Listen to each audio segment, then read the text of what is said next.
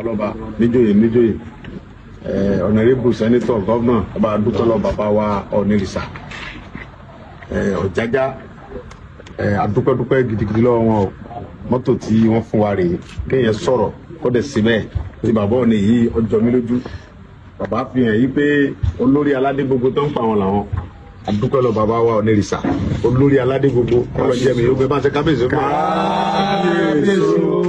mọ́tò tí bàbá gbé fún àwọn Ọ̀ṣun state ìrú ẹ̀kún tí Awórò jẹ́ commandant wọn òun ni wọ́n ti brand wọ́n dẹ̀ gbé wá fún wa láti fi hàn so a fi kọ́kọ́rọ́ lé lọ́wọ́ sí iṣẹ́ tó ní kẹfì ṣe lọ́sùn tí bàbá fi sọ pé kẹfì ṣe security bàbá làwọn fẹ́ kẹfì ṣe lọ́sùn ó ní kẹfì ṣe o kì í ṣe pé tọkọtìyàwó kẹ wá ń jà wọn á ní ẹgbẹ́ mọ́tò ìrú ẹ̀kún lọ́bẹ̀ security ẹ ṣàbò fáwọn aráàlú ní ti lọ sóko kó lọ sóko lálàáfíà àwọn tó ń jiyàn gbé ẹwọ àwọn wọnú gbó mọ́tò tó ṣe wọgbó ilé ọ̀sán tó ṣe wọgbó ẹwọgbó tí wọn ẹ bá wọn pò ó kọlọ́njẹ́ bàbá wa ò ní ogun wọ́n dàgbà wọ́n lò bí 170 inú ayé wọ́n jẹ́ pé sẹ́tọ́ lọ́wọ́ bàbá ò ní wá jẹ́ kọlọ́njẹ́ kí wọ́n lè jẹ. bẹ́ẹ̀ àwọn á fi àṣà. láìlọ ó wà lára ẹ̀ báà pounds tẹ̀ra dọ́là òun lélẹ̀ 2025 ọ̀ṣàrà ni o tí a láìlọ ó wà lára ẹ̀ ẹ ti rí tẹ̀ra pounds tẹ̀ra dọ́là òrèlè kì í ṣàlòkù tí a láìlọ ní o 2025 tẹ̀ra pounds kẹfì dọ́là lé kókò náírà òrèlè yìí o. Wọ́n ṣe ìyàwó tí ó sọ̀rọ̀ lọ sí àti fiṣẹ́ láti ilé Ààrẹ Ọ̀nà Kakanfò lọ́wọ́ pé kí wọ́n jọ wọ́n sì torí Ọlọ́run gbogbo àwọn ọmọ pátá tí bá ń bínú wọ́n bá pẹ̀tù sí wọn lọ́kàn. Bẹ́ẹ̀ àwọn á fi àsìkò rán Comrade Akínọlá George sí bàbá wa Bánjí Akíntóyè kọ́ pé Sunday Ìgbòho kọ́ sọ fún wípé gbogbo àwọn bloggers tó sọ̀rọ̀ àǹdẹ̀ kan ceasefire àbẹ̀gbọ́ kàkàkàkà nígboro ayé ìlú lọ́dọ̀. ìran yìí ìfẹ́ tí mo ní sí ìran yìí ni ló sì jẹ́ kí n máa sọ̀rọ̀ lórí ìran yìí ó yẹ kí n ti fọwọ́ lẹ́rán ti pẹ́ kí n ti dákẹ́ káti máa wo bo ni a fẹ́ bá yàrá ètò ìran ìjà nígbà tí Àfọ̀njá tó da ahólẹ̀ táfọ̀njá fẹ́ kó láyé kó tó di kó ṣígbá kó tó di bá ahólẹ̀ ọba ahólẹ̀ kó tó kó láyé kó yọ ahólẹ̀ tó ṣígbá ahólẹ̀ lọ sí Òkè Pépélé nílùú Ọ̀yọ́ ó gégùn mẹ́rin kan fún Yorùbá bóyá mẹ́rin àbí mẹ́ta ègún àkọ́kọ́ ni pé gbogbo ẹni tó bá ṣe Yorùbá lóore Yorùbá máa fi bí ṣú gbogbo anybody tó bá kù kó máa ṣe Yorùbá lóore Yorùbá máa fi bí ṣú ó tún gégùn kan pé gbogbo ìran Yorùbá pátá ẹ máa ṣẹrú ni ó sọ bẹ́ẹ̀ ẹlẹ́ẹ̀kẹta ó ní tí Yorùbá bá gbìyànjú láti délẹ̀ lérí ó ní wọ́n máa rá látakò láàrin ara wọn wọ́n máa takora wọn ó ní ẹnu wa ò ní kó èmi believe pé ègún yìí àwọn bàbá tó ti wá síwájú ti wá sọ pé àwọn ti rè bẹ́ẹ̀ ṣé lóòótọ́ ni wọ́n rè ṣé lóòótọ́ ni because mo ṣì ń rí threats wípé ègún yẹn ṣì ń ja ilẹ̀ Yorùbá pàápàá jùlọ area méjì wípé tí Yorùbá máa ṣerú yẹn àwọn kan fẹ́ ká sì máa ṣerú àwa kojú wa ti là bẹ̀tì méjì sì jà tèmi sì rí àkọ́kọ́ lú ẹ̀ ni pé tẹ́nikẹ́ni bá dìde lólùrànlọ́wọ́ fún ilẹ̀ Yorùbá máa takò mo rẹ́ yọkàn ẹ̀ tó ń ṣẹlẹ̀ ẹlẹ́ẹ̀kejì ni pé ẹnu wa ò ní kò lórí pé kádélẹ̀ lè rí ẹnu wa ò ní kò mo rí méjèèjì yẹn pé kọ̀ǹfàmù ni ó sì ń ṣẹlẹ̀ tẹ́ bá rí ègún wípé kí Yorùbá má ṣerú tẹ́ bá rí yẹn rí ẹ rí ti méjì tó kù yẹn rí o ẹ wá bí mi pé kí ni mo rí. Ẹ jẹ́ ká wò látòrí ìtawà mọ̀ àwọn táwà bá láyé ẹ fà àwọn tó ti lọ sílẹ̀ but ẹ jẹ́ ká wò àwọn táwà bá láyé. Èmi bá wó lọ́wọ́ láyé kódà mo ti jáde secondary school kó tó kú bẹ́ẹ̀ mo tẹ̀ ti wọ higher institution bíi 97 kọ́ ló kù ni ti wọ higher institution so mo gbọ́njú mọ̀ mo mọ̀ dáadáa nírí mi rí ọ ẹ wo gbogbo wàhálà wo lọ́wọ́ tẹ́ bá wo gbogbo travels gbogbo wàhálà táwọn lọ́wọ́ ní in his political career ẹ wo àwọn wo ló fà àwọn wo ni wọ́n jẹ́ kó ní problem nínú politics ẹ rí pé Yorùbá ló dúró bí stumbling block fún kódà láti débi tó yẹ kó dé tí ń ṣe kó president Nàìjíríà pẹ̀lú gbogbo wàhálà máa yẹn Yorùbá fi bí ṣùgbẹ̀yìn ni àwọn táwà bá láyé ló sọ ó ti ṣẹlẹ̀ sáìmọye àwọn èèyàn ọmọ Ẹ̀gbá ẹmọ tó padà gbẹ̀yìn Lísàbí ta ló ṣe lóore kí wọ́n fi ṣe fún now Awólọ́wọ̀ lọ Abíọ́lá tó dé káti ẹ̀sọ́ pápó Abíọ́lá náà ti ṣòṣèlú ti ẹ̀sẹ̀ yìí ó ti ṣe many things but when Abíọ́lá started the rescue mission fún Yorùbá àwọn Fúlàní rí as threat sáwọn pé eléyìí àgbà Yorùbá lẹ́nu wa o à ń jẹ Yorùbá lọ́lọ́ ṣùgbọ́n eléyìí àgbà lẹ́nu wa àwọn olótakò Abíọ́lá Yorùbá 99% àwọn tó bà ayé Abíọ́lá jẹ́ Yorùbá ni àwọn tó dẹ̀ ń jẹ lábẹ́ náà ni ok ó wá ṣẹlẹ̀ láàrin èèyàn bí Abíọ́lá mọ́ ọ́n tí Fúlàní wá fi hàn mọ́ tó ń pa wá pakúpa ọmọ kan wá dìde ọmọ la máa pè ń gbà ẹ̀ ó wá jọmọ tí ò fi bẹ́ẹ̀ lórúkọ láàrin ilẹ̀ Yorùbá táwọn èèyàn ò mọ̀ òun wá nírònú gbogbo àwọn tọ́lọ́ máa ń pè dá sọ̀rọ̀ ìrònú náà máa kọ́kọ́ ní ìrònú tí wọ́n dẹ̀ máa ń yàtọ̀ sí ìrònú gbogbo èèyàn wọ́n á dẹ̀ tún nífẹ̀ẹ́ ó wá nírònú pé kò yẹ kó máa lọ bá ilẹ̀ Yorùbá kì í ṣe irú fún Fúlàní náà wọ́n àtọ́ fún wa máa ń bọ̀ lú wa máa pa lágbájá pátàmẹ́dù pàápàá jùlọ àwọn tó tún jọjọ́ ọmọ Òkè Ògùn wọ́n tún bẹ̀rẹ̀ sí ní pa wọ́n lójú ẹ̀ ó wá wò pé náà kò yẹ kó rí báyìí alágbára lèmi náà nà ó wá dìde ó wá lọ sọ́dọ̀ àwọn Fúlàní yẹn ó dé ibi tẹ́nìkan òkè dé tí ń ṣe ọ̀dọ̀ Sẹ́ríkì Gàngàn ó lọ síbẹ̀ ó lọ kìlọ̀ fún wọn pé ace as from today ní gbọ́dọ̀ gbọ́ pé tó jiyàn gbé mọ́ ẹ̀pá anybody mọ́ along the line ó sọ yẹn lọ́wọ́ wọ́n kàn ní ìbọn ní gbá àwọn ọmọlẹ́yìn ẹ̀ wọ́n gbọ́bọ̀ fún wọn wọ́n rò pé ọ̀rọ̀ yìí àbí mi tálẹ́rò kó wá báyìí tó bá jó nínú ẹ̀ ni mo fún yín ní gbèdéke jọ báyìí kẹ́ fi lu wa sílẹ̀ kí ló wá ṣẹlẹ̀ gọ́fúnà ìlú yẹn tó jẹ́ Yorùbá ní first person tó kọ́kọ́ lọ against nǹkan tẹ́ni yẹn sọ lórí press ó pe press jọ ni pé never rubbish lọ́mọkùnrin yẹn sọ bẹ́ẹ̀ gọ́fúnà yẹn rí nígbà tó ń pa lágbájá ó rí nígbà tó ń pa tàmẹ́dù ó rí nígbà tó ń jiyàn gbé gọ́fúnà yóò sọ̀rọ̀ kódà ẹni ká fi jẹ́ Ààrẹ Ọ̀nà Kakanfò tó jẹ́ generalismo lẹ̀ Yorùbá tó tóun ló yẹ kó kọ́kọ́ wà concern kó kọ́kọ́ dìde that ilẹ̀ fẹ́ gbé wọlé Yorùbá yìí láyé tí mo wà láyé he refused to say something he said nothing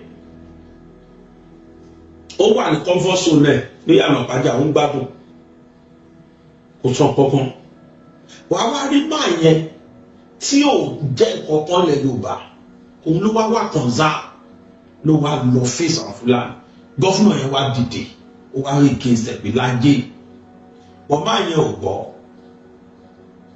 gbọ́ ó sàn dìvẹ́ndì ilẹ̀ Yorùbá kiri until tí àwọn Fúlàní yẹn tí wọ́n sá lóòótọ́ tí wọ́n sá kó ní Gàngán olórí wọn ó sá wá Abẹ́òkúta ó ó tún kọ́kọ́ ọmọkùnrin yẹn tún bọ̀ ológun state ó tún sá lọ Ìlọrin àwọn náà dá Kwara lé ní dọ́là ó lọ jókòó pa sí Ìlọrin. Orúkọ arákùnrin náà ní Sunday Adéyẹmọ ó wájọ́ ọmọ ìlú Ìgbòho gbogbo ayé wá pé Sunday Ìgbòho. Kí ni Yorùbá tó ṣe? Yorùbá tó bẹ̀rẹ̀ sí ní ṣépè fún, Yorùbá tó bẹ̀rẹ̀ sí ní takò ẹ̀ to the extent that ẹ̀kọ́ ṣe fojú mímú hàn sí ni pé lílọ táwọn DSS lọ sílé Ìgbòho sínájì ni sínájì. They queried the governor then, governor state yẹn ó lóun ò mọ kankan pẹ́ o àwọn DSS ò délé wọn sọ fóun rárá o, we all believed him. But event tó unfold sí fi yé wa pé láti ìgbà tí máa yẹn ti ń ṣiṣẹ́ 2021 ni governor yẹn ti jọ́ta ẹ̀ bẹ́tà àmọ́. We thought the governor was security conscious. Aroko nífẹ̀ẹ́ security ilẹ̀ Yorùbá. But the way we are seeing things now to unfold, ó ti fi hàn mí, ó fi hàn èmi wípé most likely, allegedly, the governor might know much nípa bọ́n ṣe lọ invade ilé Ìgbòho. Because nǹkan tó dẹ̀ ṣẹlẹ̀ sí táàní sìn ó ń fi hàn mí pé synergetic power ni wọ́n lò lórí Sunday Igboho gbà ẹ̀. Because mo rí sìn wípé gọ́fúnà yẹn àti Gani Adams pàdé báyìí ni wọ́n. Mi ìdè alert lórí Gani mo fi gbogbo ẹnu sọ pé Gani mọ̀ ń pa bó ṣe lọ invade ilé Igboho. Wọ́n ti sọ nǹkan mẹ́ta tá a fi mọ̀ pọ́n mọ̀ ń pa ẹ̀. Dáúdà Mr. Bora Mr. Caro White ó jáde síta ó wá sọ pé 35 péré làwọn DSS tó lọ ilé Igboho. How do you know the exact number of àwọn tó lọ ilé Igboho? Báwo ló ṣe mọ the exact number? Báwo ló ṣe mọ ibi tó ń dúró sí? Ó sọ gbogbo wọn ṣe dúró ibi tó ń gbà Ìgbòho wá ń parọ́ ó gbójú ó bá fẹ́ǹsì sá lọ. He was there. The man proving to us that he was among those that invaded Igboho's house. Ọmọọṣẹ́ Gani Adams dẹni. As soon as tí wọ́n rí pé Igboho lọ wọn ò rí mọ́ ní àwọn ọmọ Gani Adams ti fọ́n síta. So mo dey understand bí kí ló ń ṣe wọ́n. Àǹjú wọn ò ṣe wí lẹ́jọ́ ìjà lára ò tán bọ̀rọ̀. Before the advent, before the coming of Igboho, Gani Adams nìkan ni Yorùbá rí as jagunjagun fúnlẹ̀ Yorùbá. Bó ṣe wù ló ṣe ń darí àwa Yorùbá, bó ṣe wù ló ṣe ń darí àwọn ọba wa. Èyí tó ń pè ní orúkọ wà ní àwọn ọba wa pàápàá. Tó ń pè ní orúkọ wà ní àwọn ọba wa. A kàn fi kábíyèsí sí i lágbájá. Bàbá kan lọ́dọ̀ ìyá ìpẹ́ bàbá yẹn sọ fún mo gbọ́ lẹ́gbẹ̀ẹ́ bàbá yẹn pé Gani Adams tí orí yẹn ó máa ń sọ pé báwo ni. Bàbá tí mo lè sọ is over almost 80 now. Sọ̀rọ̀sọ̀rọ̀ ni bàbá yẹn. Náà veteran sọ̀rọ̀sọ̀rọ̀ ni. Àgbàlagbà. Wọ́n ló máa ń pè wọ́n máa ń bọ̀ lọ́wọ́ lágbájá báwo ni. Nítorí tí mo bọ́rẹ̀ mo shock. Mo ní irọ́ ni kò possible. Àwọn èèyàn náà jẹ́ ìsìnkọ̀ máa wọlé. Tó bá ń sọ ti bàbá tí ò jọba wọn bá kọ́.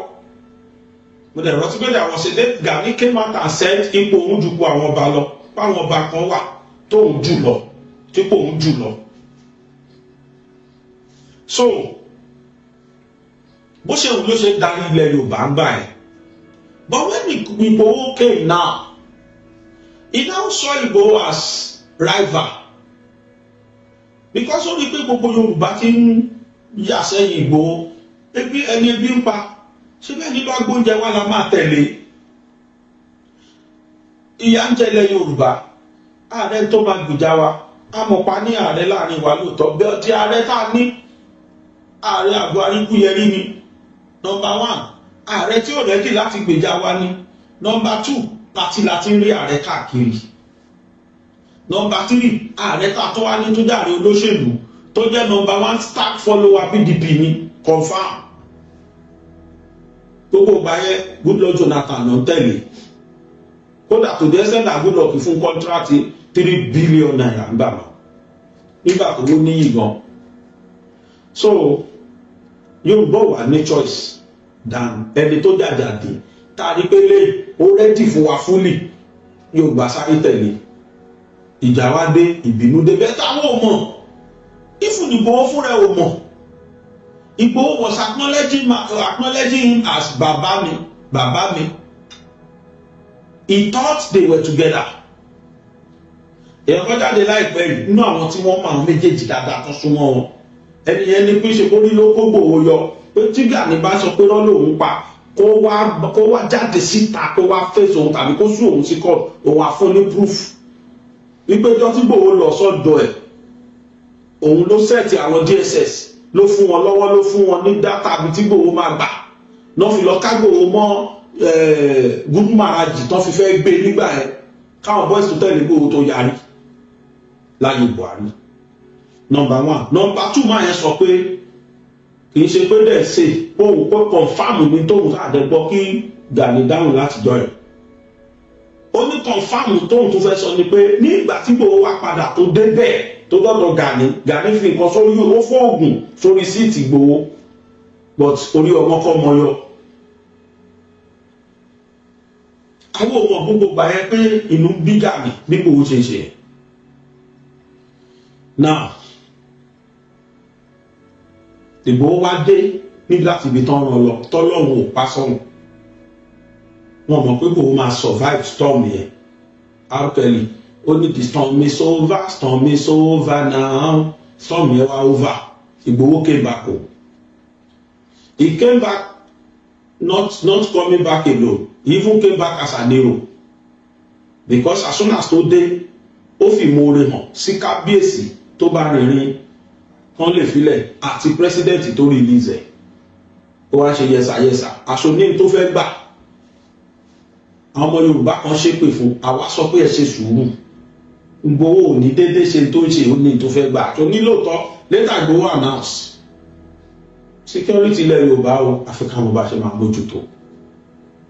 Ìtò ṣe tẹ́lẹ̀ was not official ó wá fẹ́ officialize it this time around. Òkùnkùn wá dá security outfit sílẹ̀ ó wá ṣe yẹsà until wọ́n bá approve ẹ̀.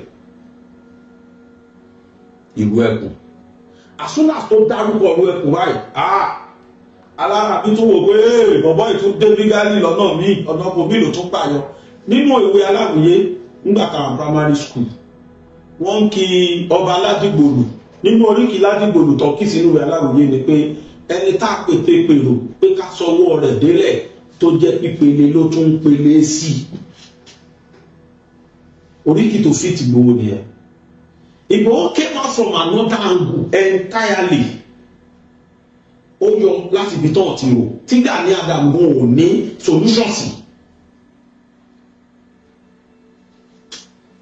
Gọ́fúnà ìlú yẹn ó wá dúró pé ṣé wọ ò ní rọ́nà lọ máa tápù ẹ̀ tán ni.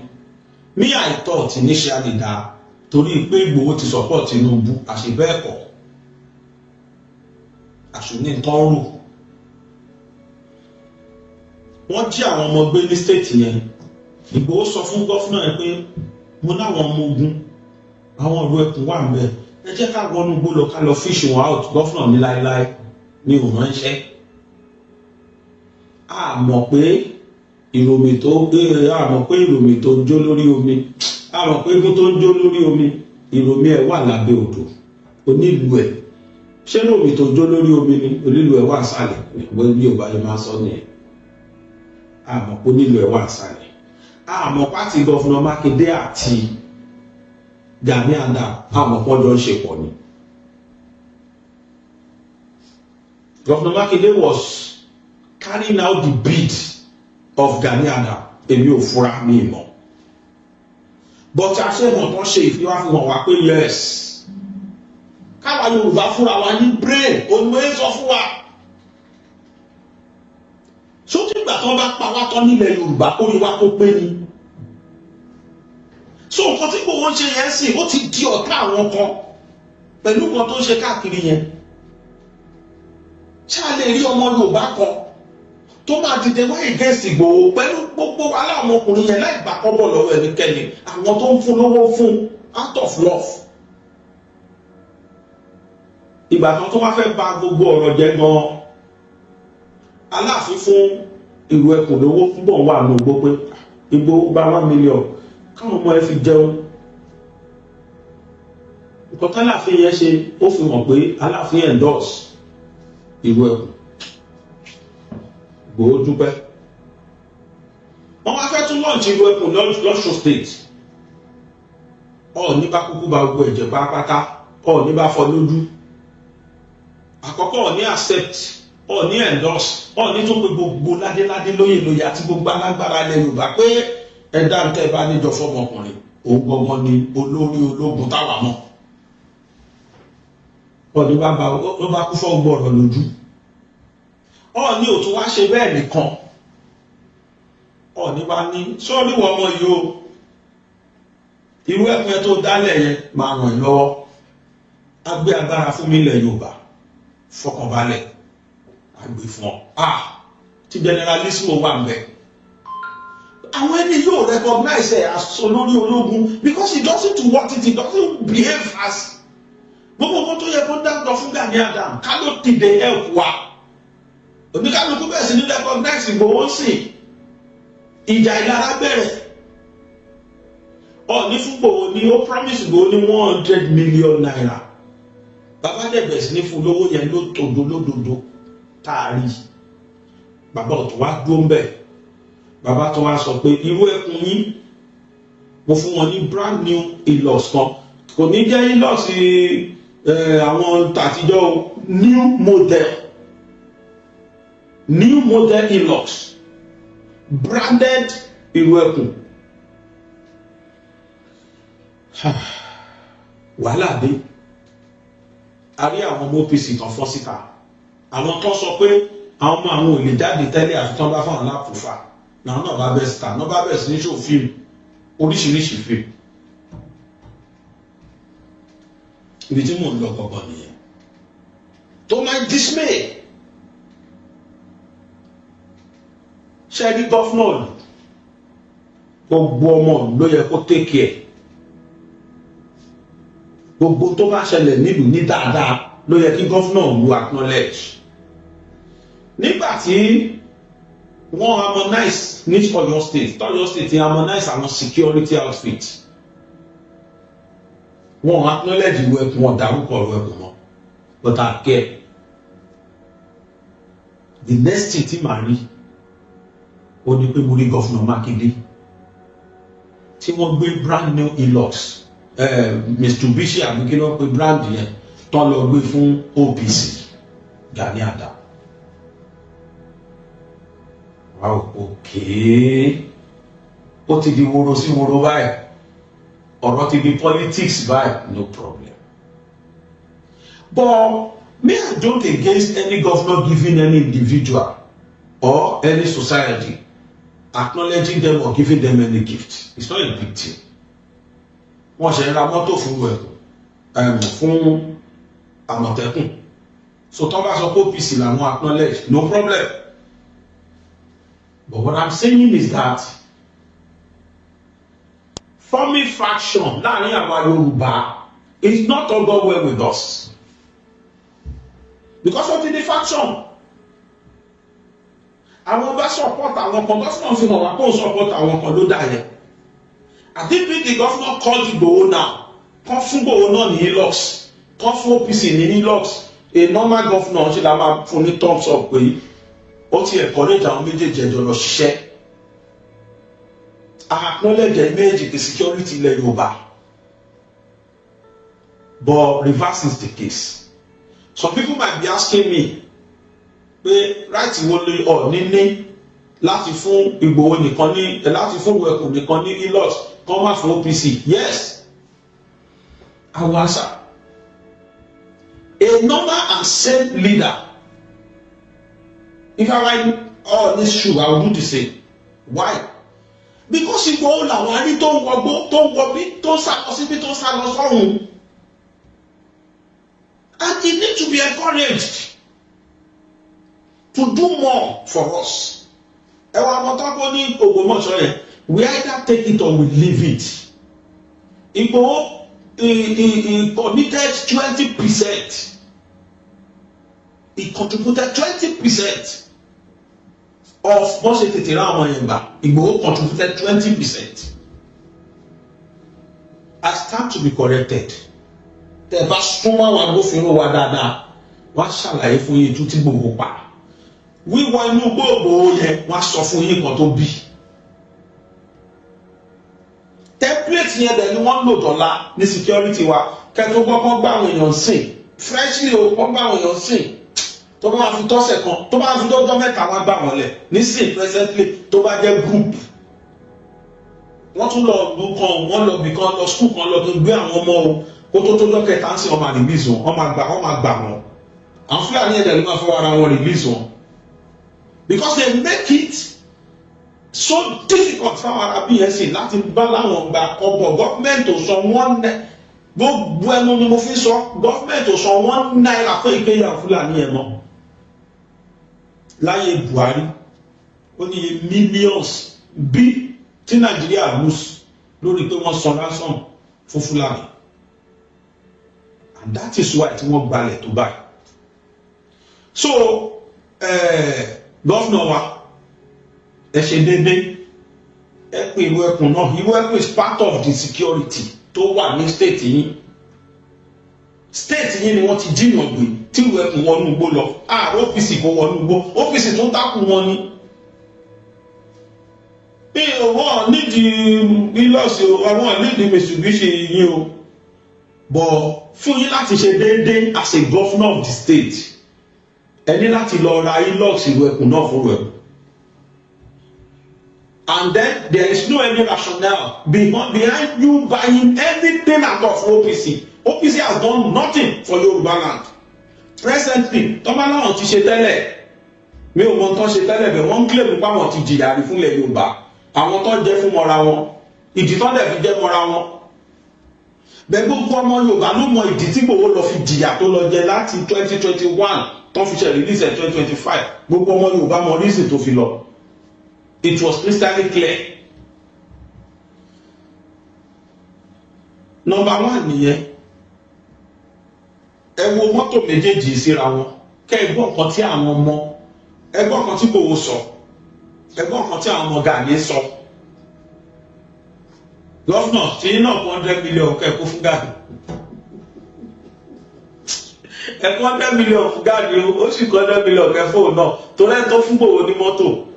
Ìgbòho gbọ́gbọ́ náà fún ìwé ẹkùn náà fún ẹ tó fún ìwé ẹkùn mọ́tò $100 million ní USLA sà ẹ ṣe o kẹ́ bá wa fún Mr. Gani náà ní $100 million ìgbà yẹn lọ́rọ̀ yẹn ṣe ló ṣe balance.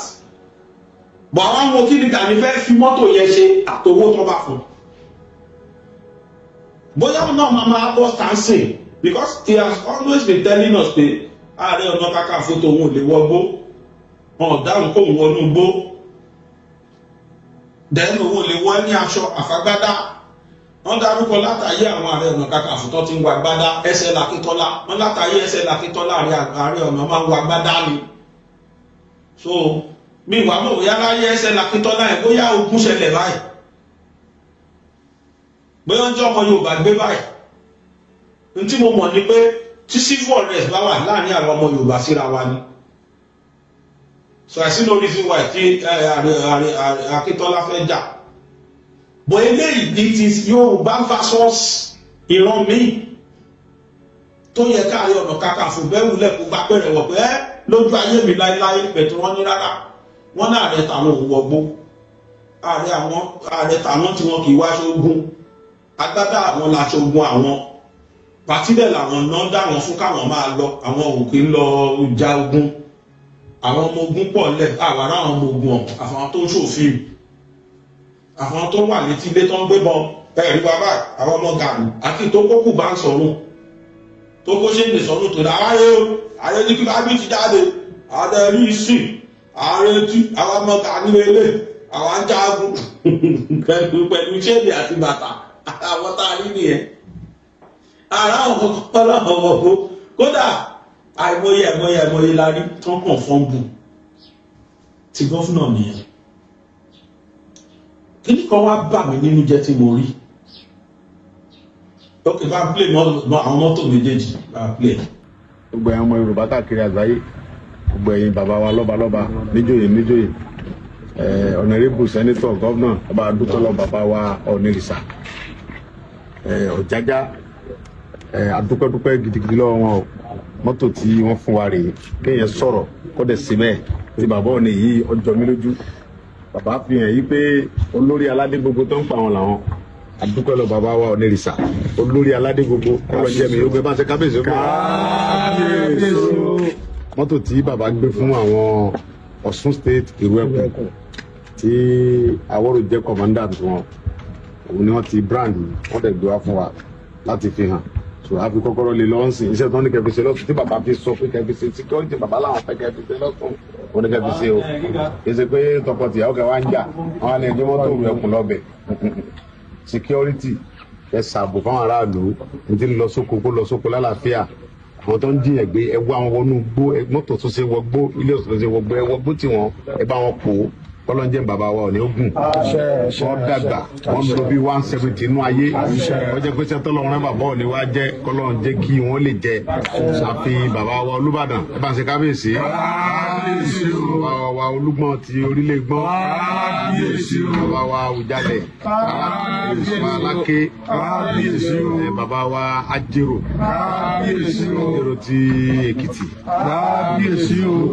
Olúkòtì ti ìlú Èkìtì Oníkòyí Òsímọ̀wé gbogbo ọba kábíyèsí bàbá wa Ọlọ́wọ̀ àfi gbogbo ọba pátápátá orílẹ̀ kẹta gbogbo ọba tí ń bẹ nílẹ̀ Yorùbá bàbá wa Aláàfin of Ọ̀yọ́ wọ́n dúpẹ́ lọ bàbá wa Onírìṣà Ọlọ́run jẹ́ mi bàbá Ọọ̀ni Ògùn dáadáa Ọlọ́run jẹ́ kí wọ́n pẹ́ fún wa bàbá sí bẹ́bẹ́ o yàtọ̀ fún chẹ́ẹ̀kì owó bí 100 million bàbá tó wá gbé mọ́tò lẹ̀ Ọlọ́run nípa bàbá wọn rẹ Ọlọ́run nípa wọn rẹ adúpẹ́ o gbogbo ọmọ Yorùbá ń dúpẹ́ lọ́wọ́ yín o mo tẹ̀ nítorí ẹ̀ sí òní bàjẹ́ ẹniwájú Ọlọ́run ti ṣe bàbá Ọọ̀ni Ọlọ́run ní dá yín padà sẹ́yìn àwọn yóò ní wọ́ọ̀kù láéláé dúpẹ́ o Àwórò òní dààmú ọ̀fẹ́ mọ̀ pọ̀ sí ni o ṣèmẹ̀kẹ́ sí dáadáa lọ́sùn o sí dáadáa o. báà pounds $10 òun lélẹ̀ 2025 ọ̀ṣàrà ni o tí aláìlọ̀ ó wà lára ẹ̀ ti rí £10 $10 òyìnlẹ̀ kìí ṣàlòkò tí aláìlọ ní o 2025 £10 $10 lè kókò náírà òyìnlẹ̀ yìí o ó yàtọ̀ sálòkò ẹ ti rí. kí ló bà mí ní jẹ́ ni pé ní last week bàbá kan tó jẹ́ ààrẹ fún àwọn ìṣọ̀kan Oòduà wọ́n jáde wọ́n ní kí Ìgbòho kó sọ fún àwọn ajá ẹ̀ tó kó síta wọ́n yé máa sọ̀rọ̀ sí Gani mọ́ kìnnìkan kí Ìgbòho náà rántí kó ṣe àwọn èèyàn gan nílẹ̀ Yorùbá kó rántí kó ṣe àwọn èèyàn kan ìwé tí bàbá yẹn fi sọ̀rọ̀ a ní pé bàbá yẹn sọ ní sọyí trend a dẹ̀ sọ fún bàbá pé kì í ṣe Ìgbòho nìkan lẹ máa sọ fún o ẹ sọ fún Gani àwọn ajá ẹ̀ náà tó bọ́sítà lẹ́nà àríbi tí Ìgbòho ti bá Gani jà Gani láríbi tó ti bá Ìgbòho jà àṣé àwọn lárí àti ìrègùn tó máa dismay mo kàn rí àwọn kan lénìí àná ni mo ti rí fídíò yẹn tí wọ́n jẹ́ àgbààgbà ìṣọ̀kan Yorùbá lóòótọ́ Gani jókòó tí wọ́n lẹ́gbẹ̀ẹ́ báyìí wọ́n wá sọ pé àwọn ti gbéṣẹ́ ńlá fún Gani kódà bàbá ibi tán dàgbà dé bàbá tó ń sọ̀rọ̀ ibi tán dàgbà dé o wọ́n á ti wọ 90 bí wọ́n ṣe wò torí gbogbo bí wọ́n ṣe mú máìkì dání máìkì yẹn ń gbọ̀n ẹnìkan láti bá wọn mú máìkì yẹn dání ni ní ìmọ̀ program tí wọ́n wà but gbogbo wọn yẹn ìṣọ̀kan Oòduà ni wọ́n ń wò wọ́n yẹn so they are telling us in Yorùbá land wípé ọ̀tá làwọn bá Ìgbòho ṣe ní according to information tí wọ́n dit out instruction tí wọ́n gbé síta they were telling us that they did not even acknowledge Ìgbòho at all àwọn bàbá yẹn at their age nínú fídíò yẹn bàbá yẹn sọ pé àti bẹ̀ Gani Adams pé kó bá wa bẹ̀ àwọn ọmọ ẹ̀ pé kó má bínú pé káwọn ọmọ ẹ̀ má bínú gbogbo táwọn ọmọ Ìgbòho ṣe sí káwọn ọmọ ẹ̀ má bínú kí Gani náà má bínú àwa fàsìkò yìí sọ pé kí kinní kan dárúkọ tọ̀hún kó pe bàbá Bánjí Akíntóyè pé kí bàbá Bánjí Akíntóyè pé Sunday Igboho kó kọ́ṣọ̀n rẹ̀ kọ́ má sọ̀rọ̀ sí Gani Adams mọ́ kọ́ dẹ̀ sọ fún gbogbo àwọn tọ́ọ̀gì ẹ̀ tó kó síta àwọn ajá ẹ̀ tó kó síta àwọn bloggers ẹ̀ kọ́ yé sọ̀rọ̀ sí àgbọ̀dọ̀gbọ̀ jágàjàgà tó ń sọ mọ́ kọ́ yé sọ̀rọ̀ sí Gani Adams mọ́ àwọn bàbá àgbàlagbà ẹ̀ tẹ́ bá tiẹ̀ fẹ́ Ìgbòho bẹ́ẹ̀ni bọ́dì jà mí gbọ́dọ̀ sọ pé tẹ́ bá fẹ́ parí ìjà kò síjà lọ́kàn lọ́dọ̀ ṣáìdì Ìgbòho kò síjà kankan èsì táwọn ọmọ Gani ń ṣe làwọn ọmọ Ìgbòho ń fún Gani they started it kọ́kọ́ release Ìgbòho rárá lẹ́tí àtàkì arákùnrin yẹn tó bá ti wọlé wá báyìí tó yọ wọlé Dáúdà Mọ́kọ́lí tó bọ́ síta first tó bẹ̀ sí ní àtàkì Ìgbòho orí ó ti yẹ wọlé fẹnu ẹ̀yin lẹ́bẹ̀rẹ̀ fẹnu mú géètì fẹnu gba nation fẹnu já wáyà ẹ̀yin lẹ́kọ́ pé Ìgbòho bẹ́ẹ̀ ẹ tún pè ní Sunday ehoro àwọn bàbá àgbàlagbà kan jókòó yẹn wọn ọ̀gbọ́n gbà yẹn they were not alive then Ìgbòho ni wọ́n sọ de ehoro Sunday Igboho ẹ sọ di Sunday ehoro ọmọ ọlọ́mọ ò sọ̀rọ̀ it doesn't answer you people kò rí ti yín rò tẹ́lọ̀ tó torí kodò ń tó rán lóṣọ́ nǹkan tó pọ̀ ló ń gbé báwo ni sọ̀kọ́ọ̀sì máa balẹ̀ Nàìjíríà ilẹ̀ Yorùbá kò ráyè gbogbo jágàjàgà tẹ́yìn ṣe yẹn ẹ̀yin ní jẹ́ lọ sí wà lára yín in fact you people show it to the extent that gbogbo ayé mọ̀ pé trade wà lára yín gbogbo ayé mọ̀ pé jẹ́ lọ sí wà lára yín ẹ ṣe débẹ̀ àti Dáúdà àtònígbò Mongo Park gbogbo yín tó débẹ̀ àtàwọn míì náà tẹ́bi òtí ẹ̀ rírí kódà mọ̀ pọ̀ tó bẹ́ẹ̀ àtẹnimọ̀rọ̀ sọ àtẹni tí ó mọ̀rọ̀ sọ àtẹni táwọn ẹ̀dá àtẹni táwọn òdà gbogbo yín lẹ̀ ń bọ́ síta tẹ́pẹ́tẹ́pẹ́ dẹ́ni kì í ṣe pé ọ̀tàrí ọ̀rọ̀ tẹ́pẹ́tẹ́pẹ́ lẹ́ṣẹ́ atọ́kùnrin àtobìnrin lẹ́ ń bọ́ síta wá ṣe pé fúnra yín láì ṣe Ìgbòho and it doesn't talk it doesn't answer you people ó lọ program kan láìpẹ́ yìí ó tún acknowledge Ìbà Gani ó tún pè ní Ìbà Gani Adams Ààrẹ Ọ̀nà Kakanfò wọ́n fi interview ẹ̀ láìpẹ́ yìí pé kí ló rí sí ààrẹ tí ààrẹ ó lẹ́nu tó tọ́ sóyè ni wọ́n gbé fún can you imagine that ó lẹ́nu tó yè tọ́ sí lójoyè ní táìmù yìí pé bàbá náà ni ààrẹ Gani Adams náà láàrẹ yẹ onáàrọ̀ ló yẹ kán gbé síbẹ̀ that is it máa yẹn ń lo ìfẹ́ sí everybody ẹ̀yin ń lo hatred sí àwọn bàbá kan mi ní bú wọn o mi kì í bú àgbàlagbà but at their age ó yẹ káwọn ọmọ wọn kọ́ṣọ́ wọn bàbá mi show of shame lẹ lọ put up kò tọ́ sí yín ojú àwọn bàbá ìṣojú wọn fọ́ wọn ríran àbí tí wọ́n di wọn ọ̀gbọ́ràn wọn ń gbọ́ kankan káwọn ọmọ Gani ṣe ni àwọn ọmọ Gani ló bẹ̀rẹ̀ ọ̀rọ̀ yìí àwọn gangan náà dálẹ̀ tó bá pé bọ́n bí Ìgbòho ṣe ń bá tiẹ̀ lọ yẹn kọ́ má gbọ́ síta kọ́ má sọ kankan kọ́ má dá sí i kẹ́sà fílẹ̀ kó má ṣe wọ́n sọ ọ̀rọ̀ yẹn débi pé kí ló ń gbé máa yìí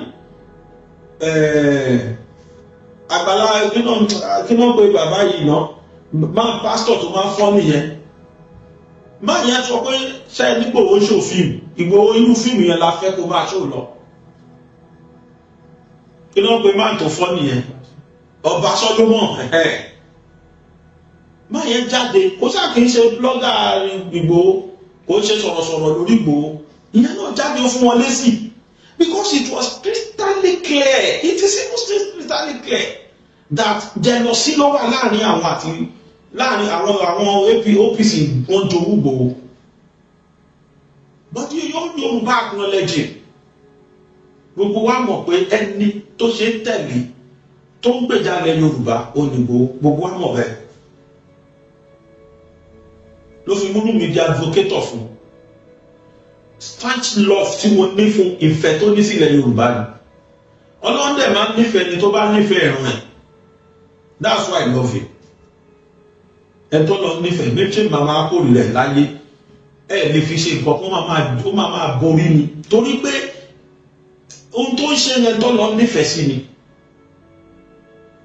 kòkòrò lásán nínú Quran kòkòrò ló pe àwọn ọmọ àwọn ọ̀ràn ẹ kúrò ẹ bọ́ sínú kòtò ọlọ́dẹ̀ fún ní ó di súrà kan wà ní Kùránì súrà tó nọ́mìlì kò sí nǹkan tí nọ́mìlì kòkòrò àwúrò ìbí kòkòrò kó kélé báyìí kò sí nǹkan tó sọ ju pé wọ́n pe ẹni tẹ́jẹ́ tàjọjẹ́ nọ́mìlì àwọn tàjọjẹ́ kòkòrò ẹ̀gbọ́n ìyá mi ẹ bọ́ sínú kòtò tó ní Sùláímọ̀ ń bọ̀ àtàwọn ọmọlẹ́yìn wọ́n á tẹ̀ nípa o wọn ò ní rí yín wọ́n á tẹ̀ nípa wọn ọ̀dẹ̀ṣẹ́ o ọwọ́ tó sọ yẹn lọ́wọ́ tún dùnú sí débi pé ẹni tó bá ń la àwọn èèyàn tó bá ń la ẹ̀mí àwọn èèyàn kúrò níbi ibi ikú gbogbo náà inú Ọlọ́run máa ń dùn sílùú ẹni bẹ́ẹ̀ ẹni tó bá nífẹ̀ẹ́ ẹ̀rọ ẹ̀ tó ń la wọn kúrò níbi ikú Ọlọ́run máa ń nífẹ̀ẹ́ kódà téèyàn bá bẹ́ ní ẹja Ọlọ́run máa gbèjà ẹ̀ ni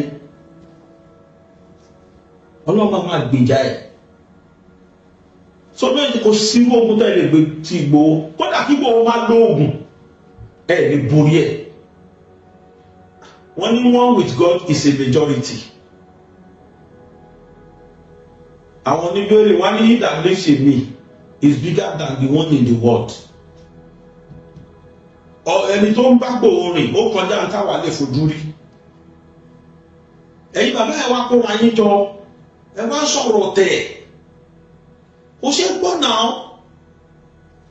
ẹ já gbẹ̀rún fídíò wọn ẹ gbọ́ nǹkan in fact I was shocked láàárọ̀ yìí lánàá nígbà tí àná ni mo rí fídíò yẹn ó yà mí lẹ́nu parí pé àti iṣẹ́ ńlá kan lé Ààrẹ Ọ̀nà Kakanfò lọ́wọ́ bẹ́ẹ̀ pé kí wọ́n jọ wọ́n sì torí Ọlọ́run gbogbo àwọn ọmọ fákàtí bá ń bínú wọ́n bá bẹ̀rù sí wọn lọ́kàn.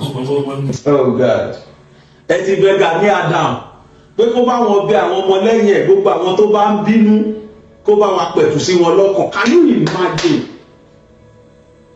gbogbo àwọn tó bá ń bínú that is gbogbo àwọn tí Ìgbòho bá ti ṣẹ̀ inú wọn kí Gani Adam bá wọn pẹ̀tù sí wọn lọ́kàn kó má bínú lẹ́nu àwọn bàbá yìí bọ́tẹ́ máa gbọ́ ọ̀kan tó sọ lórí ti Ìgbòho. wọ́n jọ wọ́n sì torí Ọlọ́run gbogbo àwọn ọmọ fákàtí bá ń bínú wọ́n bá bẹ̀rù sí wọn lọ́kàn. bẹ́ẹ̀ àwọn á ń fi àsìkò ìran Comrade Akínọlá George sí bàbá wa Bánjí Akíntóyè kàn pé Sunday Ìgbòho kàn sọ fún wípé gbogbo àwọn bloggers tó sọ̀rọ̀ àǹdẹ̀ kàn ceasefire àbẹ̀gbọ́ kàtàkàtà nígboro ayé mi ẹ̀jọ̀ ọ̀dọ̀ ṣé ẹ̀rẹ̀ bá wa ṣiṣẹ́ yẹn. àyè tó gẹ́ àṣìṣe tó ṣe àdúgbò ẹ̀wọ̀n. ẹjọ́ àlàáfíà làwọn bàbá yìí wá ni ṣé justice ni wọ́n wá ni àbí wọ́n mọ̀ọ́mọ̀ ń dá wàhálà alẹ́ sílẹ̀ Yorùbá àwọn àgbàlagbà of that age àwọn táwọn wò lójú nílẹ̀ Yorùbá bí olórí ilẹ̀ Yorùbá ìwúrú ìwà báyìí kí náà ń pè yìí a ti sọ fún Mr. Akínọlá Comrade Akínọlá George kó bá wa pé bàbá Bánjí Akíntóyè kó bá wa sọ fún Sunday Ìgbòho kó sọ fún gbogbo àwọn bloggers ẹ̀ àfẹ́ gbọ́ kọ̀tọ̀kọ̀tọ̀ mọ́ àwọn ẹni ẹlẹ́ni tí ò pe Ìgbòho tí ò bẹ̀rẹ̀ tí wọ́n ò pe Gani Adam lẹ́nu jáwáyà tí wọ́n ò pe ní Gani ehoro tí kì í ṣàwọn ni wọ́n bẹ̀rẹ̀ ọ̀rọ̀ àwọn yẹn ni kí Ìgbòho wá kìlọ̀ fún bẹ́ẹ̀ àwọn tó dalẹ̀ Yorùbá rú gbọ́ngbọ́ngbọ́ngbọ́n Ìgbòho tí ó ṣẹ̀ tí ó rò tẹ́ pé gbogbo ọ̀nà tí máa yẹn bá lọ náà àtàkẹ́ ó tún ti lọ bí ó tún ti ṣe kinní kan mọ́tò Hilux tí wọ́n gbé jáde tẹ́lábọ̀n ọ̀rẹ́ mọ́tò lélẹ̀ ẹ bá pè dọ́là ẹ bá pè pounds gbogbo nǹkan wọn trade náà fi ń ṣe àwọn bàbá yìí ò lè sọ fún wọn lè ẹrú Gani ń bà wọn láti bá sòdodo ọ̀rọ̀ pé Gani sọ fún àwọn ọmọ ẹ̀kọ́ máa balẹ̀ Yorùbá jẹ́ in fact kì í ṣe ọmọ Gani nìkan Gani fúnra rẹ̀ attack Ìgbòho fídíò tágbàlá Gabriel fi lọ yìí tó lọ fi interview Gani Adam ẹgbọ́n kan tí Gani Adam sọ lẹ́nu inú ẹ̀ ó dùn pé mi ní fídíò yẹn bí àbátúníká tuntun play nígbà yẹn wọ́n sì wà nógbó Ìgbòho sì wà nógbó Gani Adam sọ practically pé nonsense ni Ìgbòho ń bá kiri ó ń lọ sínú gbó ó lọ ń gbé fídíò dání ó lọ ń ṣe kinní kan ó ti ń tú àṣírí security fún ó sàn ṣe ó instigate government against Ìgbòho the next thing tá a máa rí after interview yẹn ni pé government impose curfew government Ọ̀yọ́ state wọ́n impose curfew láti ilé Ìgbòho kó nugbó so àdẹ̀rí fídíò kankan níbi tí Ìgbòho ti jókòó tó ti bẹ̀rẹ̀ sí ní sọ̀rọ̀ sí Gani Adams àárí rárá. Ìgbòho yẹn lẹ́yìn bàbá yìí wá sọ pé kí wọ́n kìlọ̀ fún, kí bàbá Bánjí Akíntóyè kìlọ̀ fún, kó lọ sọ fáwọn ajá ẹ̀, kó sọ fáwọn bloggers ẹ̀, àfẹ́gbọ́ kọ́tọ̀kọ̀tọ̀ ń tà sọ yìí sí kọ́tọ̀kọ̀tọ̀ ni. ń tẹ̀ sọ táǹkan tẹ̀ sọ pé it's rubbish, ìyẹn ni kọ́tọ̀kọ̀tọ̀. Bẹ̀sí kọ́ táwọn ọmọ ehoro ń sọ, táwọn ọmọ Gani Adams ń sọ jáde lẹ́nu tó ń pè Ìgbòho ní Sunday ehoro. Fẹnu jáwáyà, fẹnu wúgẹ́ẹ̀tì, wọ́n ti ń sọ ọ́ sí kan tó ní ìrísí Ìgbòho rárá. Kódà phone conversation ibi tí Gani Adams ti ń pa irọ́ oríṣiríṣi mọ́ Ìgbòho bí 2 years ago ló leak out. Àwọn èèyàn ló pè Ìgbòho pé jáwọ́ bẹ̀ sílẹ̀ jẹ́ lọ́sì ni.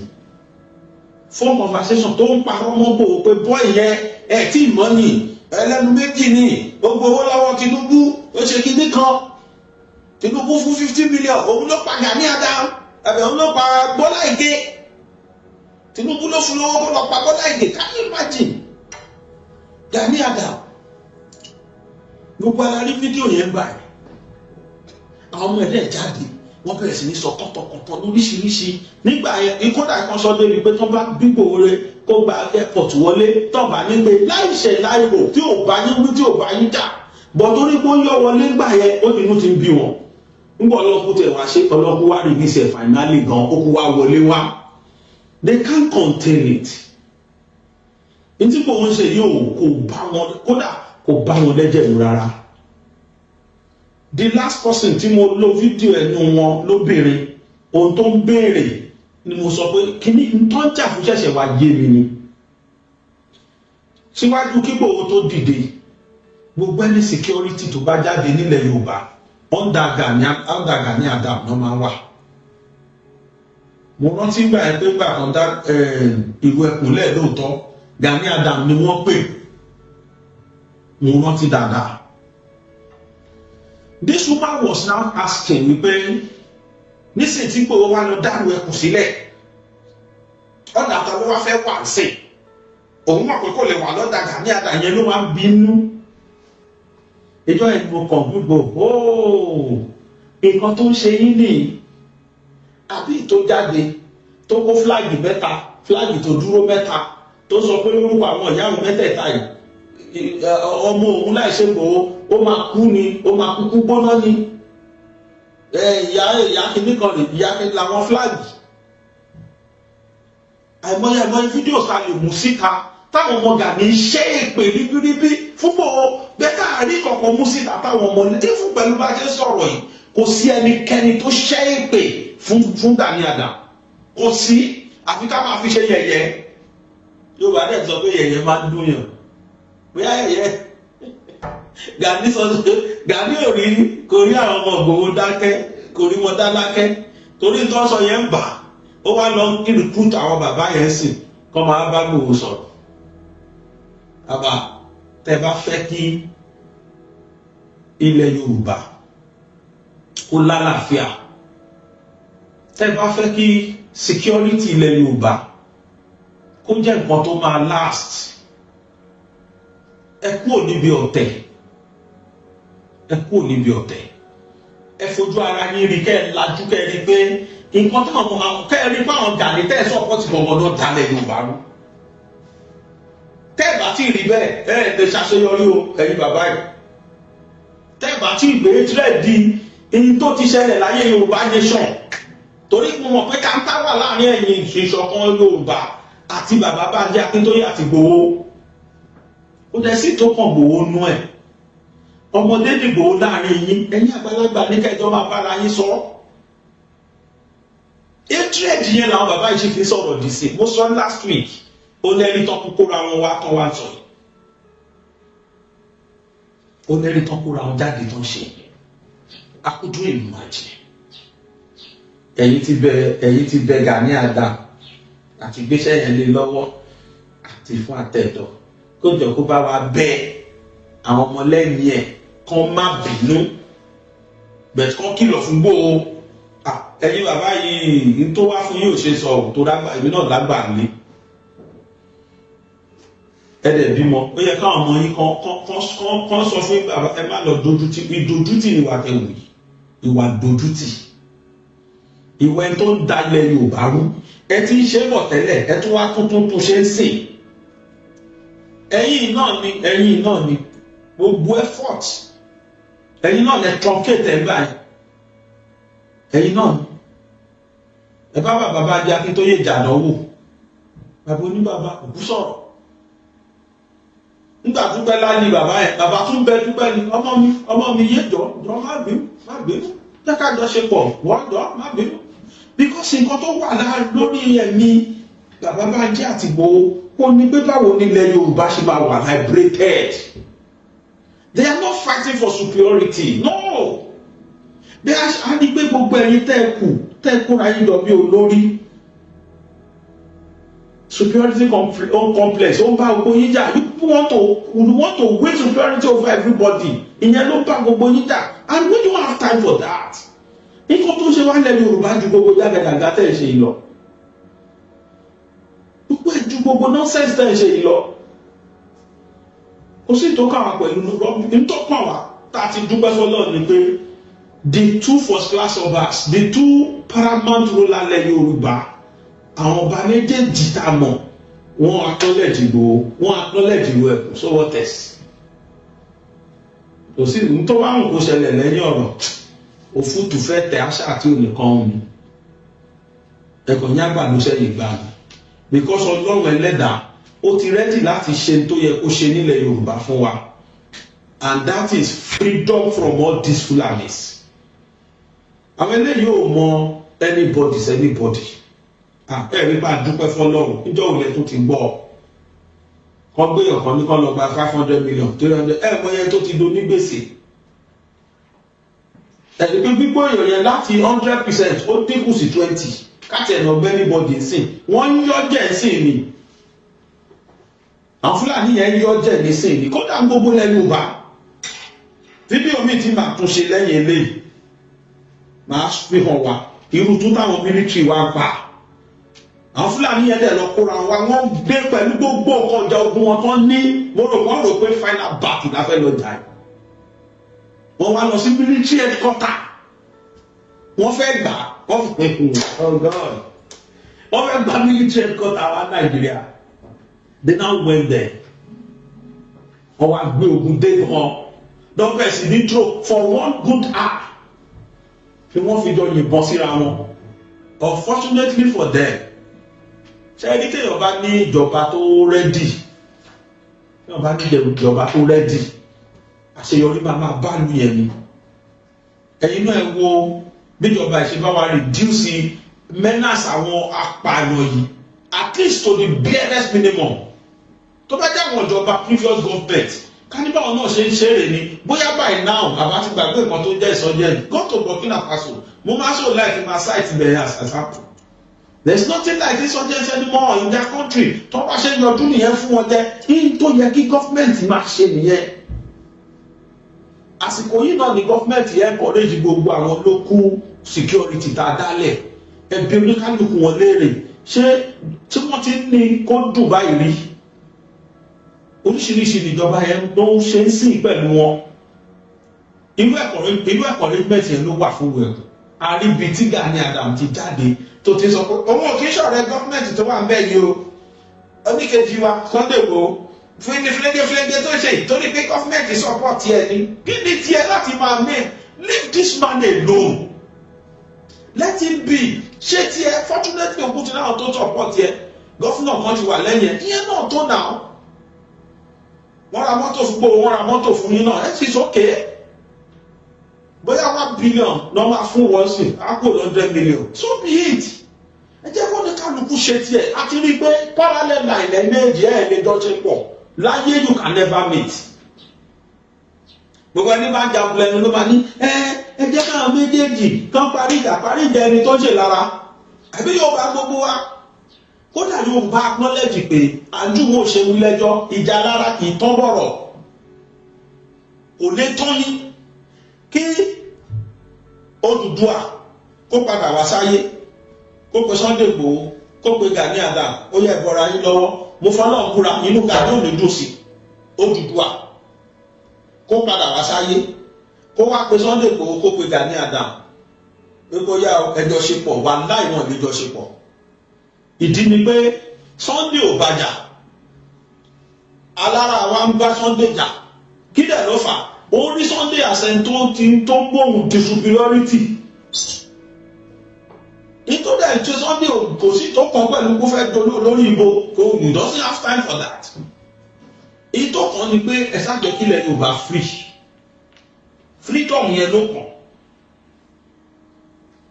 And then the way tí Yorùbá fi acknowledge ẹ̀ tó fi so mọ́ anywhere àti students tí o àti artisans o àti ordinary citizens kò sẹ́ni tí o acknowledge Ìgbòho mọ́ sí because ó ti wá yé wá sí wípé máa yí èyí tó ń ṣe èyí tó yẹ ká acknowledge èyí tó yẹ ká encourage ẹ̀ ó gbégbá legal way sí is doing everything legally now. So what else? If you are telling us that wọ́n bá pa wá tán èyí tó kàn wọ́n ni pé kán fún wọn láṣẹ látòkè. Ṣé bí gọ́fúnà tó ra mọ́tò fún ìṣòro wà náà tó kọ lẹ́tà sí? Kí ló dé tí gọ́fúnà yan àpúrúfù lẹ́tà? Ó ṣe jẹ́ ẹ̀sìn láṣẹ wà rí mọ́tò tó ń jáde. Kí ló kàn fún àpúrúfù lẹ́tà gbọ́ ẹ̀ka ìwọ̀gbó lọ kútílẹ̀ yóò lè wọgbó? Ẹni dẹ̀ lè wọgbó ẹ̀ fílẹ̀ ẹjọ́ wọnú gbó ẹ̀ lọ nàá. Ṣé ilẹ̀ òun ló ṣàmì gbọ́ ara ẹ̀ tó wọ́ ẹjọ́ máa wọ́n mú gbogbo ṣe ń wọ̀ sílẹ̀ tó bá dẹ̀jẹ̀ fíìmù náà ló lọ ṣúùtù ní gbogbo aláìkì fíìmù yẹn gbogbo Yorùbá aláìkì à ń wò ó àwáṣe ìfẹ́ afẹ́fẹ́ máa ní sísìn fíìmù ni ẹ wà wọn Korean fíìmù yẹn season 1 episode 1 to be 15 ìmí máa ní 1 to 12 fíìmù tá à ń fún bí oṣù kan wò ẹ wo orú fíìmù bẹ́ẹ̀ léraléra pé ẹ jókòó wáyé láàárọ̀ ṣùlẹ̀ 1 month ẹ tí wò tán. Princess Key, Empress Key, ẹgbọ̀nyẹ ẹjọ́ ta fi wò, Jùmọ́n ẹgbọ̀nyẹ ẹjọ́ ta fi wò. Inú àwọn fíìmù bẹ́ẹ̀ la fẹ́ kí gbogbo máa ṣó. Àwa láìkí ẹ̀. Wákàtí ń gbọ́ pọ́n Fúlàní ẹ̀ wọlé máa ṣó fíìmù fún wa ká máa wò. Kí lọ wúlà orúkọ bàbá yẹn máa gbàgbé. Ọba Solomon ó ti sọ fún wa pé fíìmù yẹn Yorùbá láìkí ẹ̀ máa ṣe sí. Wẹ̀kẹ́ yìí náà ẹ ṣe ti yín ẹni náà bọ́sítà ẹ ṣe fíìmù yín kí ẹ̀. A ní pẹ́ ti sọ́ di woro sí woro lẹ̀ Yorùbá but ẹnikẹ́ni lóyún tó bá wà gba àbọ̀dé fún Yorùbá o torí pé nìkan fẹ́ jẹ olórí ó fẹ́ win pẹ̀lú ògo Ọlọ́run adájọ́ fún o ẹni bá ka ilẹ̀ Yorùbá nù yín wàláhì Ọlọ́run á mú o Ọlọ́run á bínú sí ìbínú Ọlọ́run ò ní kó lórí ẹ̀ o orí gbogbo ọmọdé gbogbo àgbàlẹ̀ Yorùbá pátá orí àmú o bẹ́nikẹ́ni bá tó gbàbọ̀dé fúnlẹ̀ Yorùbá nù yín sìn tẹ́ẹ̀tún lọ sẹ́tọ̀ wèrè kan pẹ̀lú ògbọ́n náà wọ́n á mọ́nítọ̀ tí mo mọ̀ nìyẹn ìtẹ́ ti ṣe kọjá ti lọ bó dẹ̀dẹ̀ gbọ́ òun náà ló padà compromise lòun náà yí padà ọlọ́run á mú tó bá dẹ̀ jẹ́ Gani náà ni ìbínú Ọlọ́run ní jìnnà sí ẹ fi wálẹ̀ nílẹ̀ Yorùbá ẹ máa oníkálukú yín kó play game tiẹ̀ oníkálukú bá jẹ́ fíìmù náà ni ẹ máa show fíìmù yẹn gbogbo wa láìkẹ́ wọ́n jẹ́ pàtí lẹ̀ ìfẹ́ máa lọ ok ẹ máa lọ ẹ má fi pàtí ti yín àtàkì ẹni tó wọnú gbó ẹ fi wálẹ̀ ètí mo fẹ́ gbogbo Yorùbá mọ̀ ni pé tẹ́ bá ṣe pé ẹ jẹ́ kọ́jọ́ ṣe kan ìrọ́lẹ̀ ń pa wà láìkò lè pọ̀ sí àdéhùn sọ́sẹ́ kí Oòduà káwọn méjì gbàgbọ́ nú ẹ̀ kó dé kó jáde wá báyìí ó yẹ méjì ẹjọ́ ṣe pọ̀ kò lè pọ́síbù tó bá pọ́síbù lọ́dọ̀ Ìgbòho kò lè pọ́síbù lọ́dọ̀ Gani Gani ti rí Ìgbòho bíi àwọn méjì ti sọ di political party Gani ti sọ di political party kì í ṣe Ìgbòho Ìgbòho tèmi mọ̀ it doesn't care when you move closer to him tó ń bọ́ lẹ́nu ẹ̀ máa rí pé léyìí o ìjọ rẹ̀ ti rí àwọn ọmọ tó ń tẹ̀lé kó gbọ̀ngbọ̀ngbọ̀ngbọ̀ngbọ̀ngbọ̀ngbọ̀n kọ́mpọ́sítà kan máa àwa blogger yà wá sọ̀rọ̀sọ̀rọ̀ iná presenter lèmi mi ò ṣe blogger because I don't blog anything blogger anything tó ṣẹlẹ̀ tí rí tó ti máa blog I'm not a blogger but àwọn bloggers tó ń tẹ̀lé Ìgbòho àtàwọn presenters náà ìjọ wo lẹ rí kẹ́nikẹ́ni dìde kó ṣépè fún Ìgbòho àwa tẹ́ẹ̀rí náà tàdé máa sọ̀rọ̀ rẹ̀ kó ṣépè fún Gani àwa tẹ́ẹ̀dẹ̀ rí náà àwa náà là ń dá Gani lóhùn Ìgbòho àtàwọn tọ́jọ́ gbóná kiri wọn ráyè Mr. Wisdom pàápàá damage control ló máa ń ṣe tó bá ti sọ̀rọ̀ kan against Ìgbòho tó rí pé irọ́ ni irọ́ yẹn lòun máa wá debunk he wouldn't say anything Mr. Wisdom tó súnmọ́ Igboho bí opposition ẹ̀ẹ́dẹ̀ lè rí Koiki tó jẹ́ representative Igboho tó jẹ́ spokesperson náà ẹ̀ẹ́dẹ̀ rí kó bọ́ síta kó máa wá against Gani. No, he doesn't have time for that. Nítorí ọ̀nàyè ọ̀ráyè kó láyé wá. So ẹni bàbá yìí ni kí a tó padà tó bá sọ̀rọ̀ ẹni yẹ kẹ́ ẹ̀ kìlọ̀ fún gbọ̀ngbọ̀ngbọ̀n lẹ́jọ́ kò títẹ̀ ẹ̀ kìlọ̀ fún yẹn Gani àtàwọn ọmọ ẹ̀ iṣẹ́ ló yẹ kẹ́ ẹ̀ pè wọ́n sáàárín.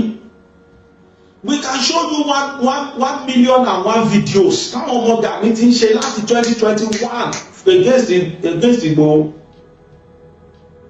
Ọjọ́ kan gbé Igboho àmọ́ tó ń sọ náà ó fò fẹ́ǹsì ó ṣe kìíní kan ó wá fẹnu jáwáyà ó fẹnu wúgẹ̀ ó fẹnu ṣe kìíní. They were happy níjọ́ tí ìgbà yẹn ṣẹlẹ̀ sí Igboho because they were aware.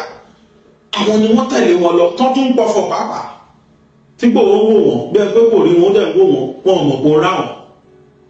Wọ́n pa agológbò nulẹ̀ tán àwọn náà sọ fún wọn kó dológbò. Wọ́n pa agológbò nulẹ̀ tán pátápátá wọ́n tún gbé ńlá lọ Igboho ló máa jẹ́ ńlá yìí Igboho ló máa jẹ́ wọ́n gbé DSS office kò pẹ́ ni wọ́n gbọ́ pé Igboho táwọn gbé síbí o ó ti dé bẹ̀rẹ̀ ọgbọ̀n ìwé ológbò ìkọ́